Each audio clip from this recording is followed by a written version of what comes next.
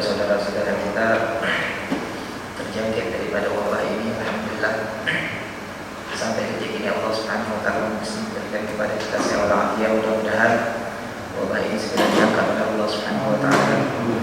Mudah-mudahan kita semuanya diberikan kesabaran oleh Allah Subhanahu wa taala dalam menghadapi wabah ini.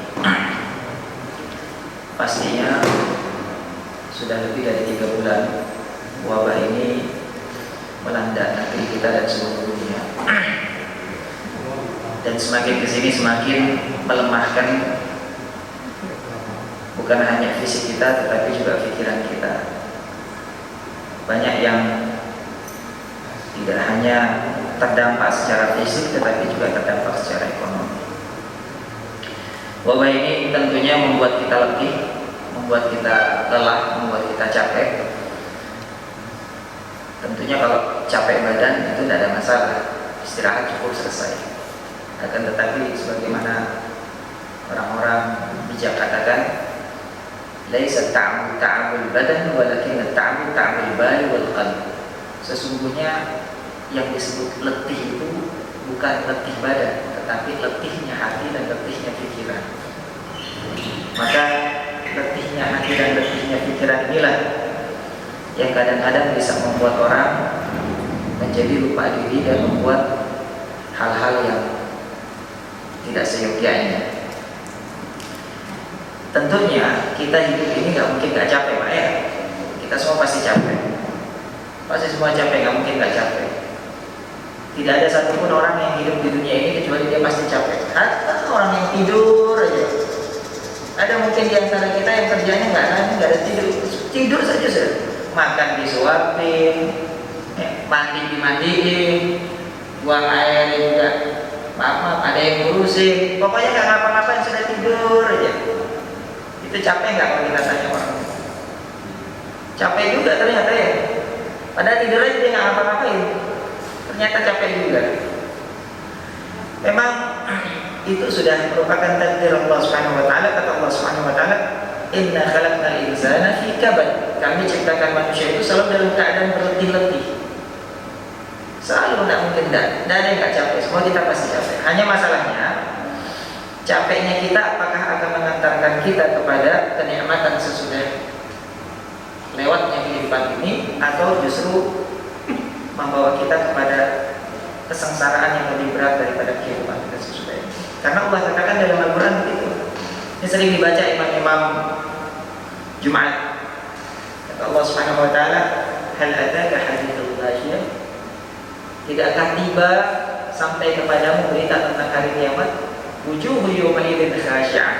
Di mana pada hari itu wajah-wajah ada yang tertunduk lesu, murung, apa namanya? Kalau kata anak sekarang gabut kayak bete betul. Pokoknya wajahnya itu wajah menyedihkan, sengsara, banyak pikiran. Wujuhu yawma idzin khasya'ah. Ketakutan dia. Amilatun nasibah.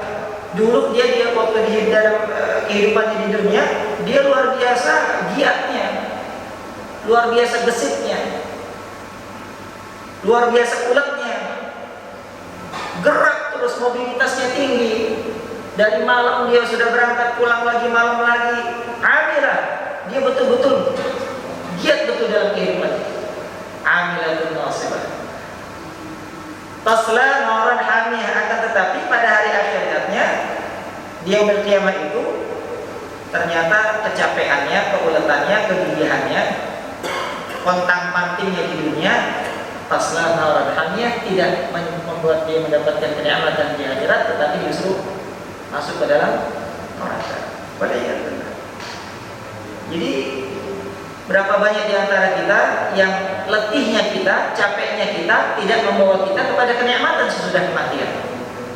Tetapi justru letihnya kita, capeknya kita justru membawa kita kepada kesengsaraan yang lebih hebat kelak di akhirat nanti. Waliyadzubillah. Wujuh yawma idzin na'imah. Tapi ada juga orang-orang di hari kiamat nanti yang wajahnya itu berbinar-binar.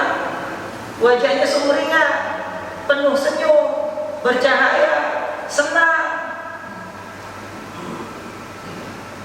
Wujuh yawma idzin na'imah li sa'yiha radiyah. Dia senang dengan apa yang pernah dia lakukan di dunia dulu. Capeknya dia ternyata tidak sia-sia. Capeknya dia membawa hasil. Capeknya dia ternyata membawa kenikmatan di akhiratnya. Lisa'yiha radiyah fi jannatin 'aliyah. Mereka dijanjikan oleh Allah Subhanahu wa taala surga yang Padahal capek itu ada dua macam. Capek yang bisa membawa kita ke surganya Allah Subhanahu wa taala, capek yang bisa membawa kita justru kesengsaraan yang lebih dalam di akhirat nanti. Maka di mana capek kita sekarang ini? Capek kerja, capek ini, capek itu. Untuk apa?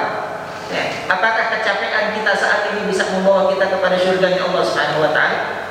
Ataukah capek kita saat ini justru hanya membuat kita kelak semakin sengsara di hadapan Allah Subhanahu wa taala? Tentunya kita berharap capeknya kita saat ini adalah capek yang membawa kita kepada ridhonya Allah Subhanahu wa taala.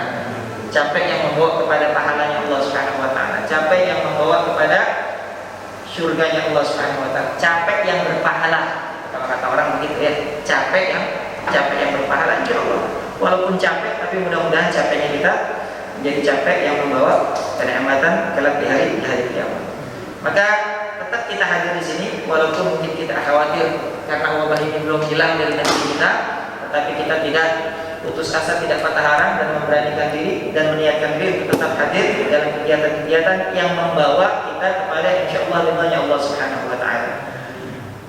Para hadirin sekalian, kita lanjut kepada pelajaran kita Bulughul Maram min Adillatil Ahkam, dan kita sudah sampai kepada hadis yang selanjutnya, hadis yang ke-14.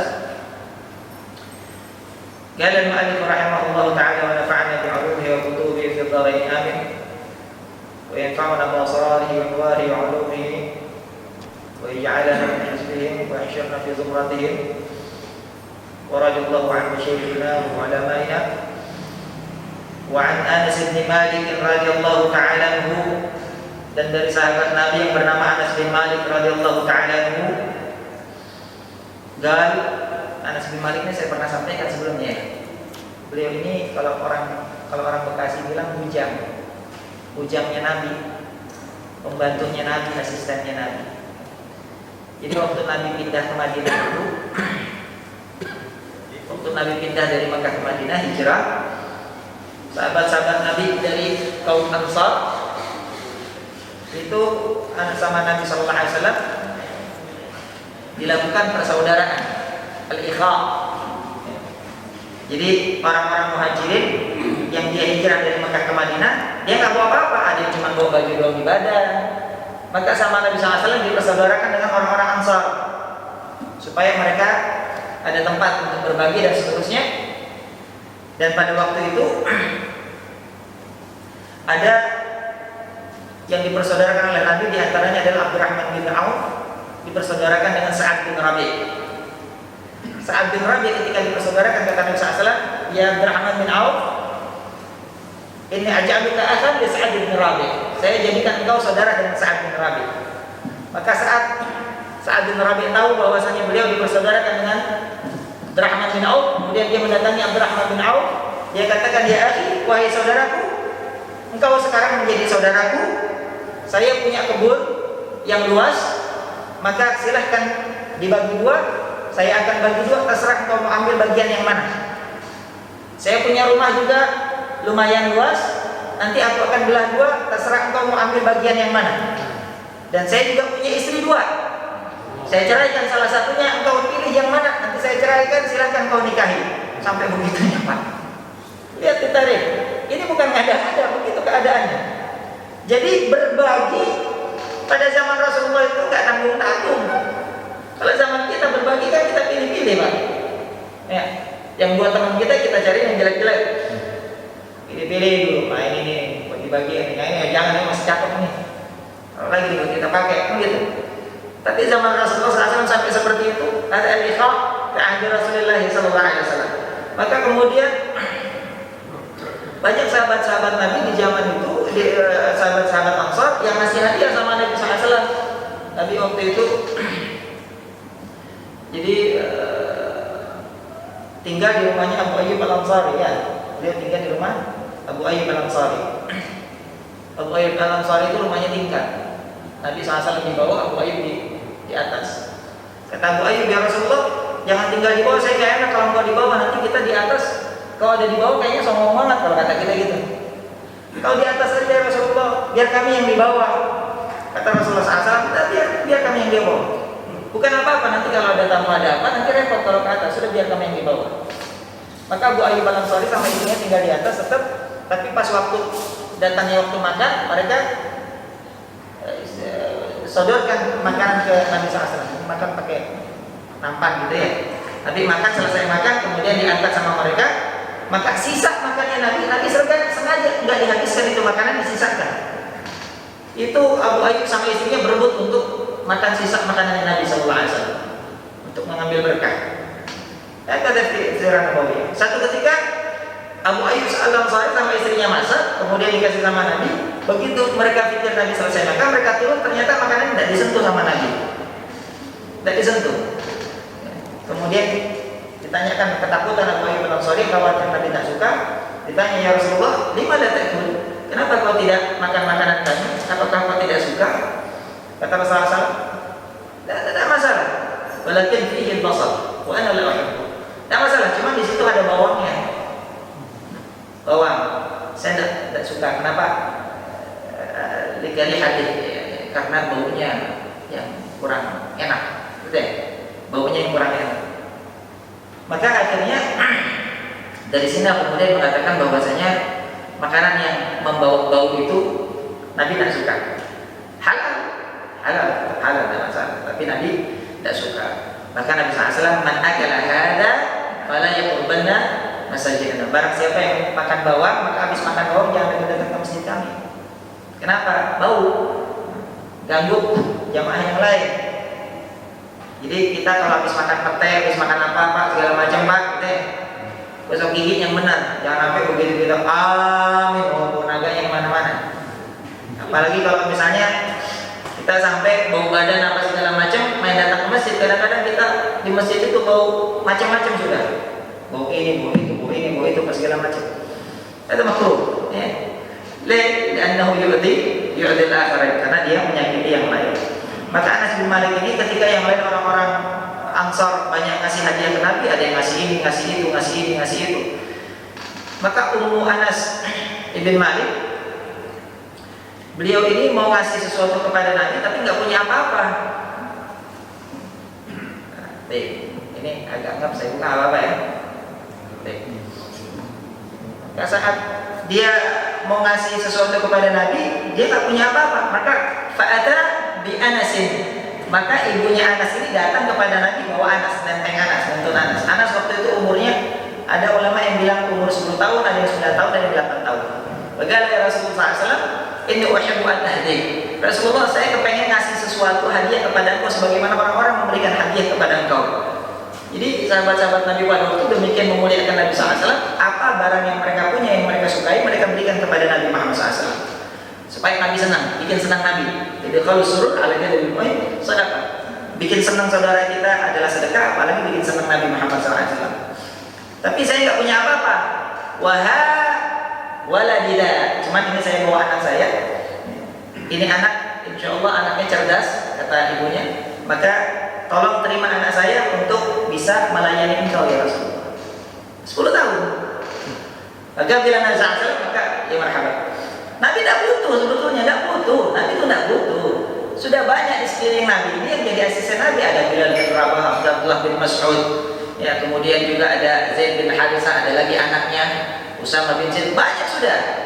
Pembantu-pembantu asisten Nabi itu banyak. Nabi tidak butuh. Cuma Nabi tidak mau mematahkan dan membuat sedih umatnya. Beliau terima, ya marhaba. Kata Nabi, ya sudah, tidak apa-apa. Akhirnya ditinggal anaknya kayak mondok gitu ya sama Nabi. Khidmah. Jadi dibawa ini anak ke Nabi bukan tujuannya belajar ke Nabi, bukan. Tujuannya untuk melayani Nabi. Maka kemudian wad'u lahu ya Rasulullah, doakan tolong anak saya ya Rasulullah. Maka didoakan sama Nabi SAW, Allahumma barik lahu fi malihi wa athir lahu fi malihi. Ya Allah, berkahilah dia di hartanya, di umurnya, dan perbanyaklah hartanya dan perpanjang umurnya. Panjang umur. Anas bin Malik ini menurut riwayat beliau meninggal di usia 103 tahun di Basrah. Dan sahabat yang paling akhir meninggal itu Anas bin Malik di daerah Basrah. Anaknya saya pernah sampaikan kemarin itu sampai 100 orang. Semuanya laki-laki, cuma 2 doang yang perempuan. Ya. Anaknya 100, itu bikin kampung bisa Pak. Belum lagi cucunya. Berapa sudah itu? Ya, Anas bin Malik. Ada Anas bin Malik, dapat berkah. Jadi ini dicontoh oleh guru-guru kami. Saya punya guru Al-Habib Hasan bin Ahmad Baharun. Beliau punya anak namanya Segaf bin Hasan Baharun kepada Habib Zain bin Smith di Madinah, ulama Madinah pada waktu itu. Beliau katakan kepada anaknya, ya Segaf, ana hamiluka ila syaikhuka Al-Habib Zain bin Ibrahim bin Smith la li ajli dars wala li ajli ta'allum walakin li ajli khidmah. Ya Segaf, perhatikan, Aba bawa ente kepada Habib Zain bin Smith bukan untuk ente belajar di Habib Zain bin Smith, tapi untuk supaya ente berkhidmah kepada Habib Zain bin Smith. Jadi pelayannya Habib Zain bin Smith. Tahu ya salah bawa bilang Habib Zain bin Smith marhaba. Kemudian diterima sama beliau, sekarang barakah. Hasal al barakah. Maka dikatakan dalam kitab Ta'lim Ta'lim, al-ilmu yuhsalu bil ta'allum. Ilmu itu gampang dicari. Orang jadi pintar itu sekarang gampang. Anak-anak kita kadang-kadang lebih pintar dari kita sekarang. Karena sering melihat Google, sering nonton YouTube, jadi banyak tahu. Kalau kita kadang nggak ada waktu untuk itu, ya. Jadi anak kita sekarang pintar. Walakinnal barakah tuhsalu bil khidmah. Tetapi keberkahan daripada ilmu itu didapat dengan cara khidmah, dengan cara melayani guru. Maka kita lihat di pondok-pondok salaf, ya, pondok-pondok tradisional itu bagaimana santri itu berkhidmah kepada kiainya, kepada gurunya, seragamnya dirapihin, motornya dicuciin, apa segala macam. Ini yang sekarang hilang dari anak-anak santri sekarang ini. Anak santri sekarang gurunya lewat biasa aja ngobrol asyik. Nih, anak santri sekarang begitu. Jadi khidmahnya tidak ada. Bahkan kalau sampai ada santri yang disuruh nyapu, dia lapor sama bapaknya, Pak saya disuruh nyapu, masa bapaknya datang ke pesantren, wah anak saya di sini kan belajar bayar, kenapa jadi disuruh-suruh? Aduh. Pada zaman kita dulu Pak, saya ingat saya zaman SD, waktu saya sekolah di SD 5 Tambut, ada wali kelas saya namanya Pak Usuf. Saya ingat betul guru saya Pak Usuf, Nara penjaga keriting tinggi. Beliau tinggal di rumah dinas di belakang sekolah. Setiap istirahat kita dikasih jadwal piket. Jadwal piketnya bukan bersihin kelas, bersihin rumahnya sama ngisiin air ke bak mandinya. Zaman kita SD, kita kasih tahu ke orang-orang tua kita, tapi orang tua, ya yang gitu emang kudu begitu sama guru mah. Orang tua kita malah begitu ngomongnya. Emang kudu begitu sama guru mah, yang benar. Gitu. Yang benar sama guru begitu. Cuma zaman sekarang, maka inilah mungkin salah satu sebab kenapa hilang keberkahan saat ini. Anak-anak pintar, tapi berkahnya tidak ada. Maka salah satu model pendidikan Islam pada waktu itu, sebagaimana diajarkan oleh Nabi Muhammad SAW, Nabi SAW itu tidak pernah melarang seseorang untuk membantu beliau di dalam pekerjaannya, walaupun Nabi sanggup. Banyak riwayat mengatakan dari Sayyidah Aisyah radhiyallahu ta'ala, beliau katakan bahwasanya kan Rasulullah SAW ya'malu bi'amaliyati ahli baiti. Nabi SAW itu suka bantuin kerjaan keluarganya. Dia jahit sendal sendiri, jahit baju sendiri. Nabi SAW nggak pernah mau nyusahin orang, tapi kalau ada orang yang bantu-bantu beliau, beliau tidak pernah larang. Ada benar Nabi SAW. Ya. Kenapa? Karena Nabi SAW ingin membagi keberkahan dan kepengen nyenengin orang. Apa? Oh iya sudah, tidak apa-apa. Lagi naik lagi tidak apa-apa. Ya, Rasulullah ya tidak apa-apa. Silakan. Tidak larang-larang Nabi. Ada. Maka kita kalau punya anak Pak, biasakan untuk diperintah. Walaupun perintahnya perintah ringan. Kita lagi makan di sini misalnya, ya. Mau ngambil air dispenser cuma 3 langkah doang. Ya, lagi makan kita panggil anak kita.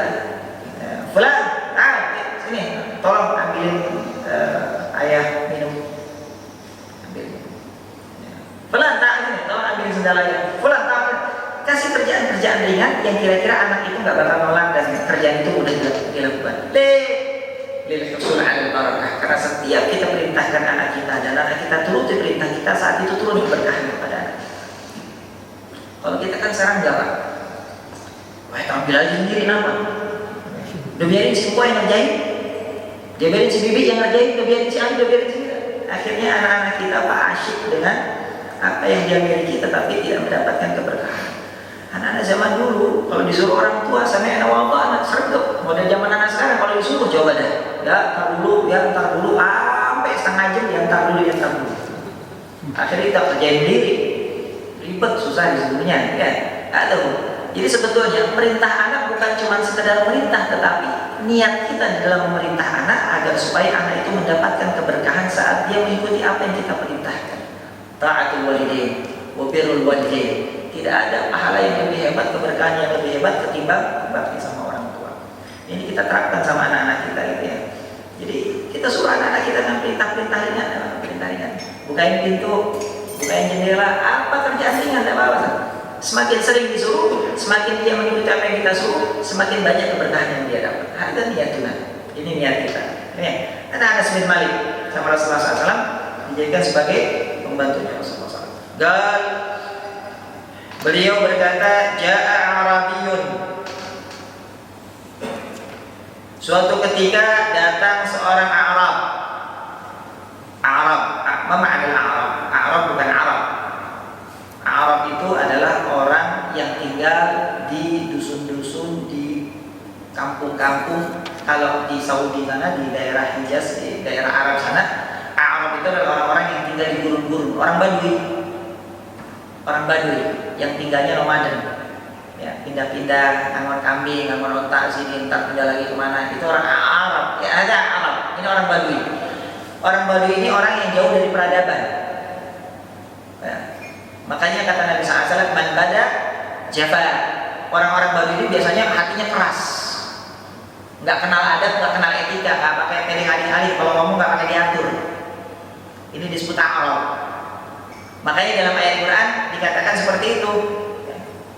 Kata Allah Subhanahu Wa Taala, wa qalatil a'rabu amanna qul lam tu'minu walakin qulu aslamna. Berkata orang-orang Arab Baduy itu, orang-orang kampung itu, amanna, ya Muhammad, kami sudah beriman kepada Allah. Qul, katakan ya Muhammad, lam tu'minu, kalian belum beriman. Walam yadkhulul iman fi qulubikum.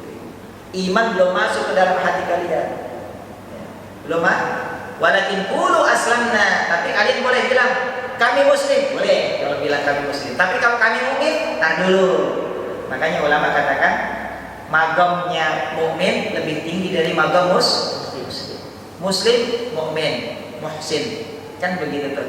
Sebagaimana hadis Jibril ketika datang kepada Rasulullah SAW, ya Muhammad, akhbirni 'anil Islam. Al-Islam an tashhadu an la ilaha illallah sampai akhir. Akhbirni 'anil iman. Al-iman an tu'mina billahi ila akhir. Wa akhbirni 'anil ihsan. Al-ihsan ta'budullaha ka'annaka tarahu, fa lam takun tarahu fa innahu yarah. Jadi Islam, iman, ihsan. Itu magam-magam yang begitu. Kata ulama katakan al-islamu wa syari'ah wal imanu wat tariqah wal ihsanu wal haqiqah. Fal Islam adalah bagaimana cara kita menyembah Allah. Al-islamu an ta'budah wal imanu an taqsudah wal ihsanu an tashhadah. Islam itu adalah bagaimana kita, aturan-aturan yang berisi tentang cara bagaimana kita supaya bisa beribadah dengan baik dan betul kepada Allah Subhanahu Wa Taala. Ada wal Islam. Wal iman an taqsudah. Iman itu adalah perkara yang mengajarkan kepada kita bagaimana agar amalan-amalan yang kita lakukan itu hanya semata-mata untuk Allah Subhanahu Wa Taala, tidak lain, tidak bukan. Wal ihsan an tashhada. Sementara ihsan itu adalah ajaran-ajaran yang mengajarkan kepada kita untuk bisa mencapai usul kepada Allah Subhanahu Wa Taala, mengenal Allah sebenar-benarnya mengenal, ma'rifah sebenar-benarnya ma'rifah, sehingga kita merasa bahwasanya Allah wujud di hadapan kita. Ka'annaka tarah, seakan-akan kita melihat Allah. Maka para ulama sufi mereka mengatakan ma ra'aitu syai'an illa ra'aitu fihi rabban. Saya tidak melihat sesuatu kecuali saya melihat ada campur tangan Allah di situ. Melihat ayam, ingat Allah, melihat kambing, ingat Allah, melihat pohon, ingat Allah, melihat langit, ingat Allah, melihat mobil, ingat Allah, melihat ini, ingat Allah, Allah. Ada wa ihsan. Fala yaqbal qalbuhu min Allah jalla wa ala walau marrah. Dia tidak lengah hatinya daripada mengingat Allah Subhanahu wa taala walau sedetik saja. Ada huwa maqam muhsin, al-ihsan. Kalau kita sudah di maqam mana kita Pak? Jangan-jangan kita masuk ke dalam ayat Allah ini. Qul lam tu'minu walakin qulu aslamna. Ya. Nah, tapi katakan kita muslim. Adalah Arab. Maka yang dimaksud Arab di sini bukan orang-orang Arab Madinah Mekah pada waktu itu, bukan. Waqalatil Arab, dan berkata orang-orang Arab yang dimaksud di sini adalah orang-orang Arab Badui, orang-orang yang tinggal di perkampungan, orang-orang yang nggak ngerti etika, orang-orang yang memang tidak pernah mengerti peradaban. Ya. Demikian juga di dalam ayat yang lain dikatakan bahwasanya al-Arab asyaddu kufran wa nifaqan. Orang-orang Arab itu mereka adalah yang paling hebat kekufurannya wa nifaqan, dan kemunafikannya paling hebat. Asyaddu kufran wa nifaqan. Orang-orang yang benci Arab kemudian menggunakan ayat ini mengatakan, "Loh, lihat Quran aja bilang orang-orang Arab itu paling hebat kekufuran sama kemunafikannya." Orang bilang, mereka hada al-Arab, ini Arab bukan Arab. Arab makna orang-orang pegunungan, orang-orang gurun. Nah, ulama katakan Arab itu adalah istilah yang dinisbatkan kepada orang yang tinggal di pedalaman, entah di gurun, entah di gunung, entah di hutan, yang tidak mengenal peradaban, entah orang Arab ataupun bukan Arab, disebutnya Arab. Orang yang tinggal di hutan, Pak, yang cuma pakai OTK apa misalnya, nggak ngerti peradaban, nggak ngerti apa segala macam, itu disebut Arab juga sebetulnya. Jadi orang-orang dusun, orang-orang kampung. Ya.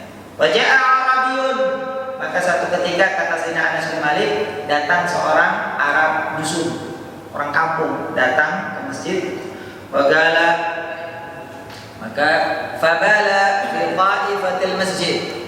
Ini orang Arab begitu datang ke masjid, ujuk-ujuk kencing di masjid. Nggak kira-kira ini Arab, Pak, di masjid pakai kencing. Kita mau tidur di masjid aja sungkan, ini Arab nggak kira-kira, begitu masuk nggak pakai tering aling-aling, sebodoh amat, ada yang niatin kayak yang agak cer aja di qaifatil masjid, di pojokan masjid. Ini orang Arab. Fajazarahun nas, maka kemudian orang-orang langsung begitu melihat ada orang Arab, ada orang kencing di masjid, langsung pada bangun semuanya, langsung pada pengen gerbek ini orang. Woi, jangan kencing di situ, woi. Fajazarahun nas, maka orang-orang kemudian mulai bereaksi dengan apa yang dilakukan itu orang Arab, karena kencing di masjid, pada bangun, pada pengen juga. Fanahahu Nabi sallallahu alaihi wasallam, akan Nabi SAW kemudian bilang, ya, mahlan, kif makanya, kata Nabi SAW. Enggak, diam, sudah, jangan. Biarkan. Sama Nabi justru dilarang. Ya. Jangan diganggu, biarin sampai kencingnya selesai. Kata Nabi SAW. Ya. Falamma qada baulahu, setelah itu orang Arab, ya, Badui, orang dusun itu selesai dari kencingnya, enak aja dia kencing. Udah, asyik. Begitu dia balik badan, orang pada mencerang semua, dia. Lu kencing banget, kurang ajar lu. Atau nggak tahu di masjid orang sholat di sini, depan Nabi lu kencing enak aja lu. Dasar orang malah, pokoknya wow, domelin dari orang. Ini orang Arab domelin. Falamma qada baulahu, amaran Nabi SAW gitu memang. Tapi Nabi nggak mau macam-macam sama orang Arab. Nabi diam aja. Ya. Nabi hanya bilang sama sahabatnya, tolong ambil air seember, terus siram ke bekas kencingnya dia. Padahal ini orang bikin salah. Apa Nabi membiarkan kesalahan? Nah, syawakalla, Nabi tidak membiarkan kesalahan. Hanya saja ulama mengatakan lihadatsati islamihi, karena ini orang namanya juga orang kampung, gak ngerti apa-apa, baru kenal Islam. Jangan orang baru kenal Islam udah pakai dicela-cela, dicerca-cerca. Maka kata Nabi SAW, bu'istum muyassirina, ya, kalian ini diutus oleh Allah Subhanahu wa taala menjadi umatku sebagai orang yang memberikan kemudahan. Wala bu'istum mu'assirin, tetapi kalian jangan sampai jadi umat yang bikin susah. Jangan nyusahin. Ada kata Nabi SAW. Maka lagi suruh ambil ember, lalu bilang, Ini orang Arab baru ini Pak, orang-orang kampung ini Pak, begitu melihat orang pada bencerang sama dia, marah-marah sama dia, cuma Nabi aja yang senyum sama dia. Terus dia sholat, ya. Selesai dia sholat, dia baca apa? Kata dia, Allahumma arham Muhammad, Allahumma arhamni wa Muhammadan wa la tarham minna ahadan. Ya Allah, sayangilah saya dan sayangilah Muhammad, jangan sayangi selain kami berdua, yang lain marahin aja. Doa begitu kata dia, celak-celak sama yang lain, ya. Cuma Nabi Muhammad doang yang main sama dia. Makanya dia doa, ya Allah sayangilah saya dan sayangi Muhammad, yang lain udah marahin aja udah semuanya. Ini orang Arab sampai begitunya tuh. Aduh, ini apa namanya? Siapa yang kencing di masjid orang Arab itu? Ada riwayat yang mengatakan yang kencing itu namanya Dzul Khuwaisirah. Yang kencing itu namanya Dzul Khuwaisirah. Dzul Khuwaisirah ini adalah nama aslinya adalah Hurqus. Ya, Hurqus As-Sa'di At-Tamimi dari Bani Tamim, orang kampung dari suku Tamim aslinya. Namanya Hurqus, panggilannya Dzul Khuwaisirah.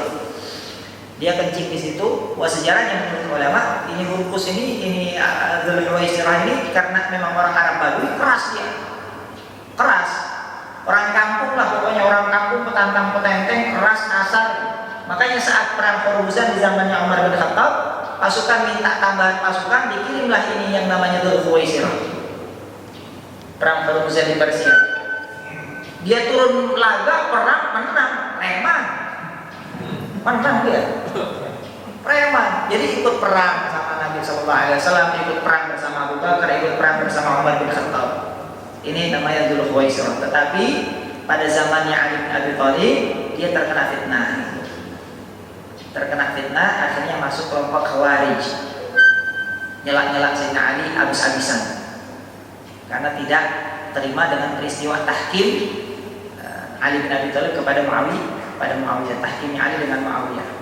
Dia nyelak Ali habis-habisan, akhirnya diperangi sama Sayyidina Ali bin Abi Thalib. Ini orang-orang Khawarij. Akhirnya dia mati dalam keadaan keluar dari milah Islam. Sahabat Nabi. Kita ingat Abdurrahman bin Muljam. Siapa Abdurrahman bin Muljam? Qari minal Qurra, hafal Quran, pengajar Quran, dikirimkan oleh Umar bin Khattab. Beliau ini ke Baghdad untuk jadi pengajar Quran di sana. Abdurrahman bin Muljam, tabi'in, ahli Quran, alim, tapi kemudian dia yang bunuh siapa? Abdurrahman yang membunuh Ali bin Abi Thalib. Abdurrahman bin Muljam yang bunuh Ali bin Abi Thalib karena dianggap Ali bin Abi Thalib ini salah, sudah keluar daripada, karena orang Khawarij bilang orang melakukan dosa besar itu kharij dari Islam, keluar dari Islam. Jadi tidak menjamin ketika kita ini kemudian rajin sholat, rajin ngaji, terus akhir hayatnya itu bakal husnul khatimah, dan jamin orang itu berguru kepada fulan, berguru kepada syekh fulan, syekh besar, syekh alim, kemudian dia menjadi alim, dia menjadi orang baik, tidak menjamin. Maka jangan membangga-banggakan diri kita dengan amal ibadah yang sekarang kita lakukan, karena kita tidak pernah tahu akhir hidup kita akan seperti apa. Makanya selalu orang-orang kampung itu doa, ya Allah biha, ya Allah biha, ya Allah bihusnil khatimah. Kami minta kepada yang paling ditakuti oleh orang-orang saleh adalah su'ul khatimah. Yang paling ditakuti su'ul khatimah, tergelincir dari jalan Allah di saat-saat akhir, itu yang paling ditakuti. Maka disebutkan di dalam satu syair, ketika ada yang nanya, misalnya Ustaz, ini si fulan nih pesantren di sini, pesantren di sana sekian tahun, tapi kenapa kok dia sekarang jadi maling? Kenapa dia jadi koruptor? Kenapa dia jadi ini apa segala? Padahal dulu pesantrennya luar biasa, padahal dia ustaz, padahal dia kiai apa segala macam. Maka ini takdirnya Allah Subhanahu wa taala, dikatakan seperti itu. Kata Allah Subhanahu wa taala dalam syair dikatakan, "Idzal mar'u lam yukhlaq sa'idan fil azal qad khaba man rabba wa khaba al-mu'ammal." Fa Musa alladhi rabbahu Jibril kafiru wa Musa alladhi rabbahu Fir'aun mursal. Kalau orang itu sudah ditetapkan di dalam ketentuannya Allah Subhanahu wa taala, dalam catatannya Allah itu bakal celaka, maka mau dididik sama siapa juga tetap itu orang bakal celaka. Maka ingatlah tentang dua Musa, satu Musa satu Musa bin Imran, apa? Musa Samiri. Yang satu lagi Musa Samiri, dua ya. Samiri. Iya, satu lagi Musa As-Samiri, satu lagi Musa bin Imran, saudaranya Harun. Yang Musa bin Imran ini, ya, dia ini jadi nabi, padahal kecilnya dididik sama siapa dia? Firaun. Yang didik Musa itu Firaun. Dari kecil diangkat anak sama Firaun karena dikanyutin di kali sama emaknya. Waktu itu zamannya Firaun, dia dapat mimpi bahwa dia begini begitu, sampai penyihirnya bilang sama peramal, bilang ini anak laki-laki yang lahir di tahun ini, dia yang akan yang menghancurkan tahta. Nah, seluruh anak laki-laki pada waktu itu dibunuh kecuali anak perempuan. Ya. Wa yastahyunan nisa semua. Maka ibunya Musa kemudian dapat ilham untuk masukin anak kamu ke keranjang, kanyutin di kali sungai Nil. Maka singkat cerita kemudian dipungut sama Firaun, ya, diasuh sama Asia, ya, sama Firaun sampai dia besar sampai dewasa, kemudian dia bunuh orang, dia kabur, ya, ketemu anaknya Nabi Shu'aib sampai akhir terus. Alhasil ini Musa dididik sama Firaun, tetapi ternyata jadi nabi. Sementara Musa As-Samiri ini orang hasil didikannya Jibril. Dalam Al-Quran dikatakan Musa As-Samiri itu kenapa yang bikin al-ijl, yang bikin anak sapi, berhala anak sapi dari perhiasan orang-orang Bani Israel, kemudian dibakar jadikan anak sapi, ya, kemudian ditaruh debu sama Musa As-Samiri, ya, maka falahu khuwar, maka ini anak sapi kemudian bisa ngeluarin suara. Ini Musa As-Samiri yang bikin. Dari mana dia dapat? Dari debu tempat Jibril turun. Dia tahu Jibril turun di mana. Maka saat Jibril turun di mana, kemudian Jibril naik, dia ambil debu tempat Jibril turun, kemudian dimasukkan ke anak sapi itu sehingga anak sapi itu akhirnya bisa bersuara.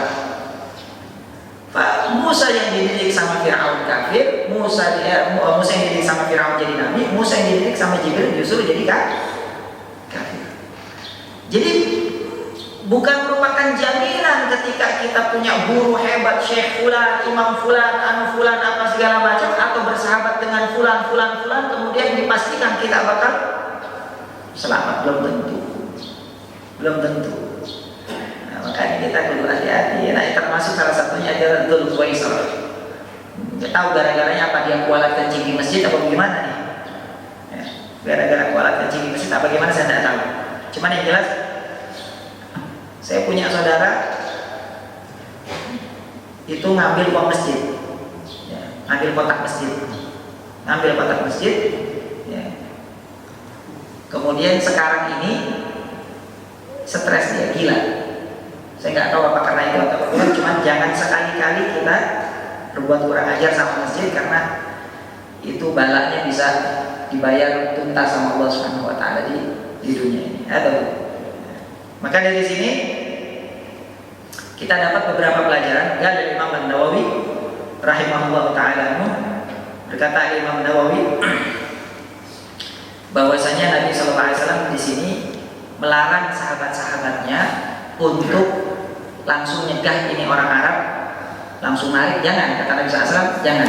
Kenapa? Khawatir kalau engkau tarik pas dia lagi kencing, akhirnya dia ewer-eweran kencing yang mana-mana. Kena tembok, kena baju, kena badan, biar kelar dulu. Walaupun itu nggak benar, tapi biarin dulu. Kenapa? Kalau kita larang sekarang, mudaratnya lebih besar.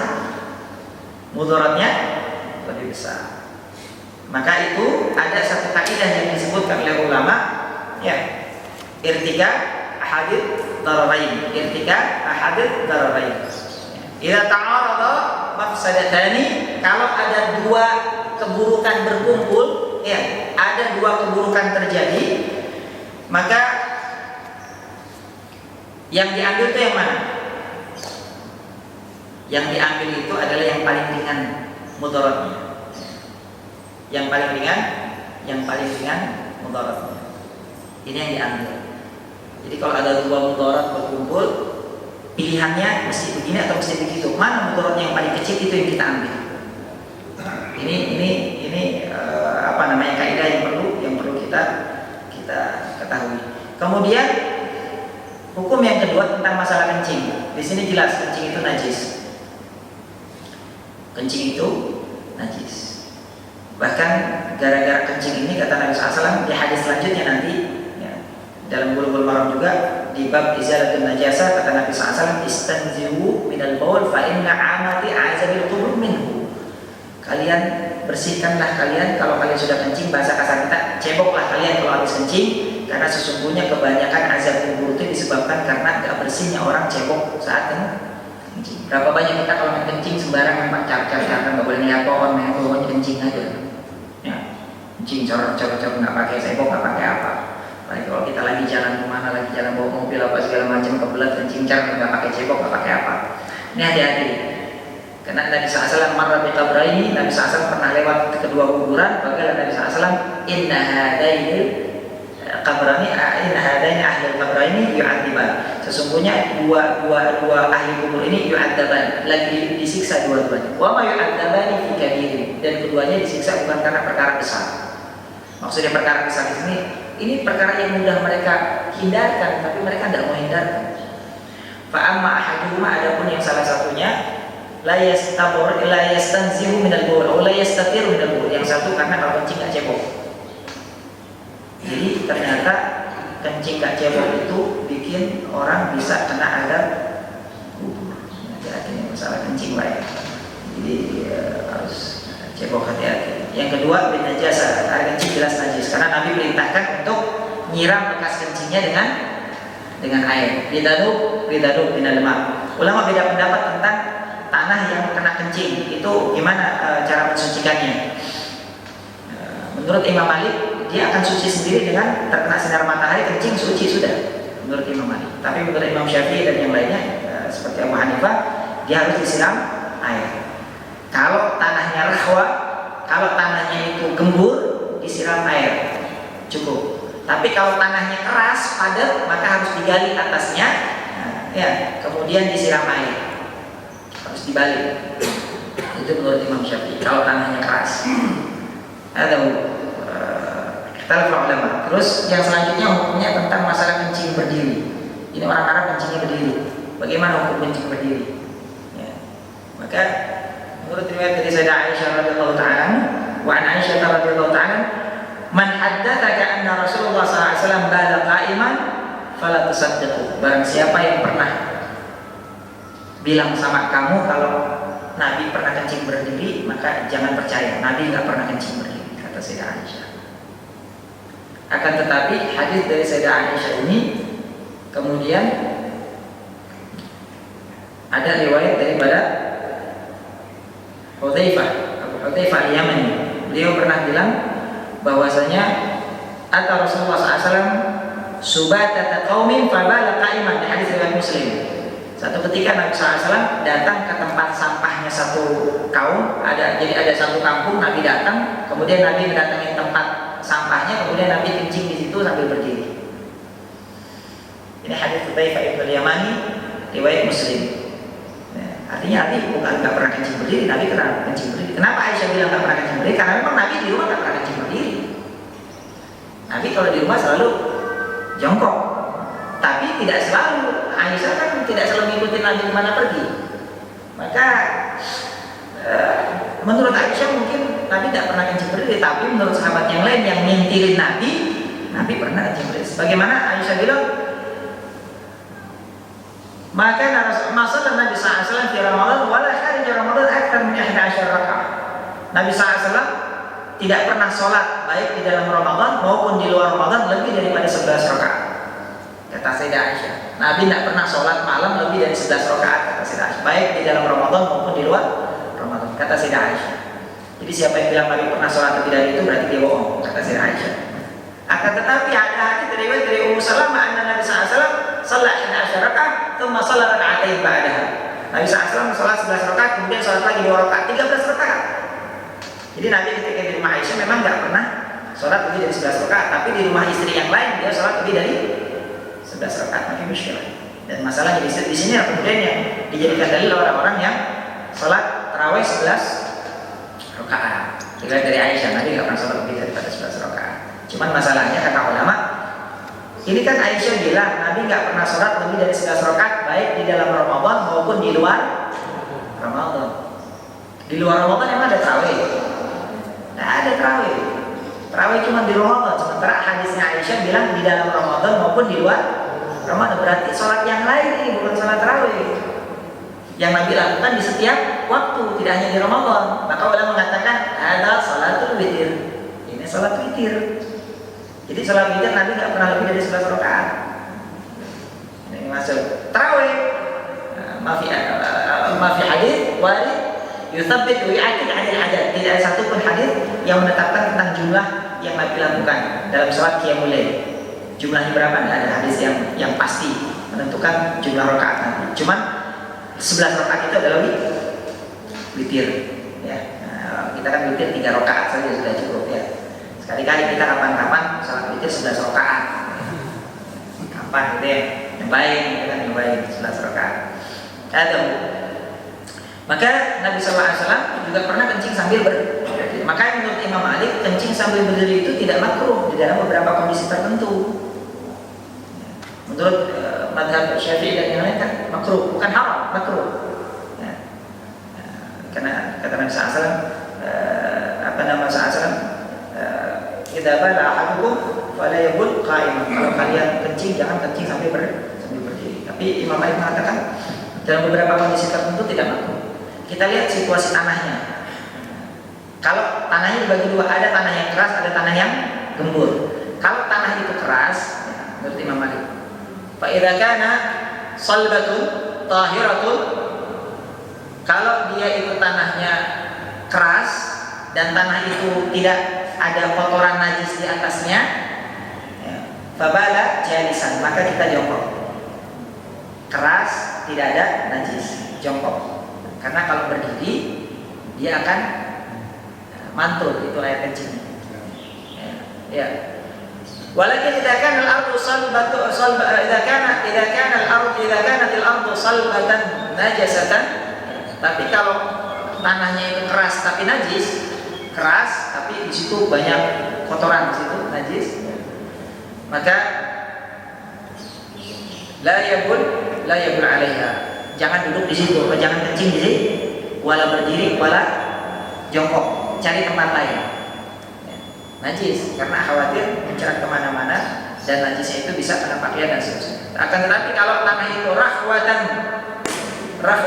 tahiratan, kalau tanahnya gembur dan tanahnya itu suci, maka jalisan atau qaiman, boleh berdiri, boleh jongkok kalau tanahnya gembur dan suci.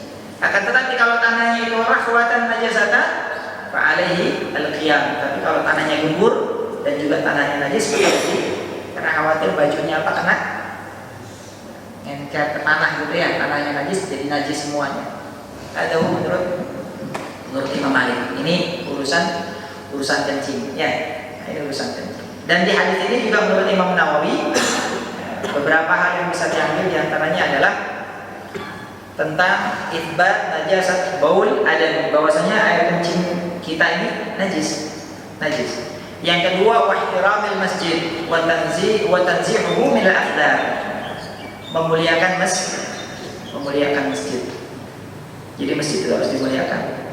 Amarana Rasulullah SAW dibina'il masjid fi kulli dawr. Nabi memerintahkan kita untuk membangun masjid di setiap kampung. Ya, kemudian wa nunadhifuhu wa nutayyibuhu, dan kami diperintahkan untuk membersihkannya, bukan hanya membersihkan tetapi juga diperintahkan untuk bikin dia wangi, bikin masjid wangi, perintah Nabi SAW. Maka Sayyidina Abdullah bin Umar bin Khattab radhiyallahu ta'ala anhu, beliau itu suka untuk at-tabakhur fil masjid wal istijmar. Beliau suka bakar dupa di masjid, bakar dupa.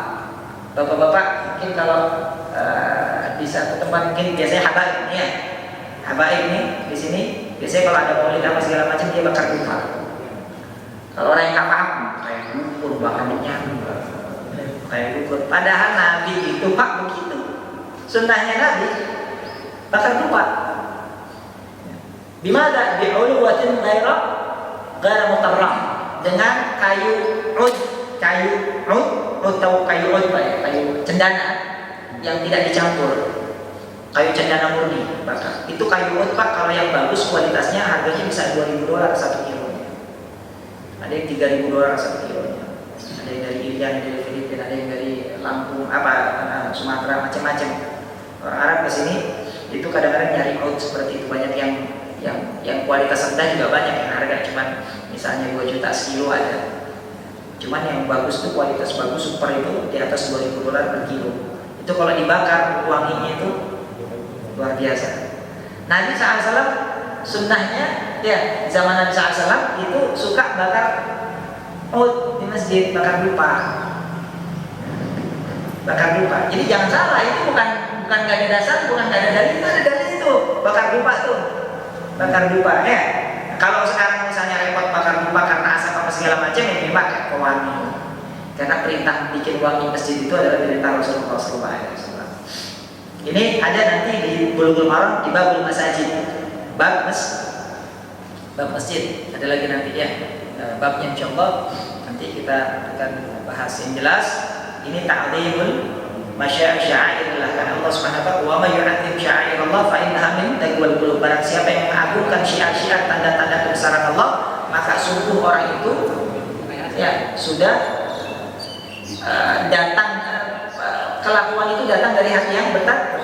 Wa may yu'azzim sya'airallah fa innaha min taqwal. Orang yang bertakwa, orang yang takut sama Allah, maka apa-apa yang dimuliakan sama Allah dia pasti akan muliakan. Zaman sekarang kadang-kadang kita lihat Quran letak aja di bawah, baca Quran yang diletakin di bawah sejajar sama kaki kita, sama pantat kita. Kadang-kadang ada yang model begitu. Nah, anak-anak sekarang ini kurang diajar adabnya. Habis ngaji taruh sembarangan, kadang-kadang kelengkahan, kadang-kadang apa segala macam. Kadang-kadang kita belonjor di ujung kaki kita Quran dan seterusnya. Ada ini padahal syiar Allah yang paling besar itu ya Quran. Maka diperintahkan kita untuk ta'zim. Orang zaman dulu itu ini perintah Allah, wa may yu'azzim sya'airallah. Mainnya orang zaman dulu kalau megang Quran tuh masya Allah ya. Quran itu nggak boleh di bawah pinggang. Kalau ada kitab di situ yang ada ayatnya, ada hadisnya, kitab fikih di situ ada ayat, ada hadis, muliakan, kasih minyak wangi apa segala macam. Ada ta'zim dari saminal qulub. Cuma kadang-kadang kita kurang adabnya. Zaman sekarang ini adabnya kurang. Karena memang kita terlalu terfokus kepada masalah halal haram. Adab etika kurang diperhatikan. Padahal adab dan etika itu adalah perkara-perkara yang Nabi SAW katakan bu'istu liutammima makarimal akhlaq. Adab Nabi SAW nomor 1. Adab. Mungkin ini yang dapat saya sampaikan. Mungkin di antara para hadirin ada yang mau ditanyakan, falyatafadhal mashkura. Ada?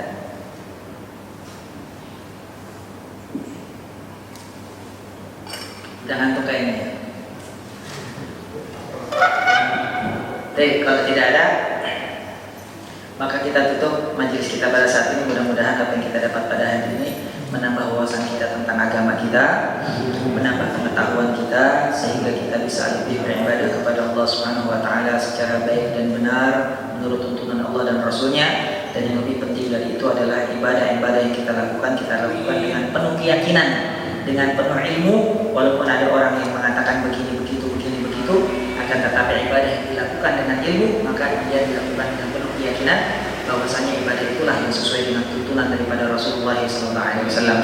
Mudah-mudahan Allah ridha kepada kita semuanya, mudah-mudahan Rasulullah ridha kepada kita semuanya, mudah-mudahan kita selalu diberikan istiqamah dari Allah Subhanahu wa taala, selalu taat kepada Allah Subhanahu wa taala, dan lebih dari itu mudah-mudahan kita semuanya diberikan husnul khatimah ala hadhihi wa likulli niyatin salihah. Al-Fatihah.